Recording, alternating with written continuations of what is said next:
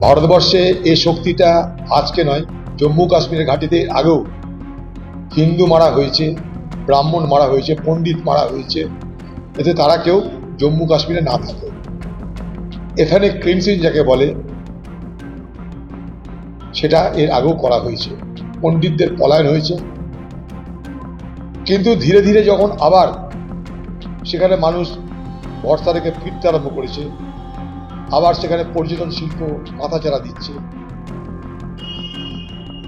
তখন এই ধরনের ঘটনার মধ্য দিয়ে এক ভয়ঙ্কর বিপদের সংকেত আবার গেল। বেছে বেছে হিন্দু মারার কারণ তো একটাই, যে জম্মু কাশ্মীরে যেন মুসলমান কেউ থাকার হিম্মত না পায়। কিন্তু এর মধ্যেও কতগুলো উজ্জ্বল দিকও আছে যেটা আমাদের মনে রাখতে হবে। এই পর্যটকদের বাঁচাতে যারা ওখানে ঘোড়া চালায়, মানে ঘোড়ার পিঠে চাপিয়ে যারা ভ্রমণ করায়, সহিস যাদেরকে বলে, তারা কিন্তু বাঁচাতে চেয়েছিল এই পর্যটকদের। তারা কিন্তু স্থানীয় কাশ্মীরি।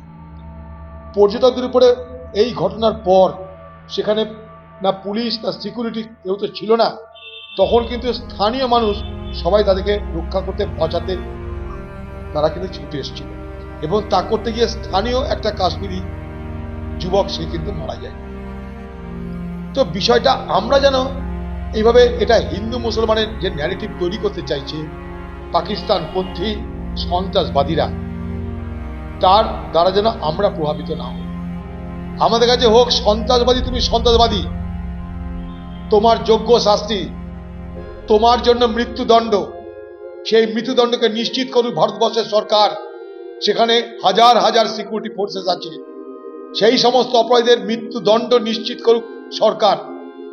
কিন্তু এই ঘটনাকে আবার নতুন করে রং চাপিয়ে আমরা যেন নিজেদেরকে বিভ্রান্ত না করি।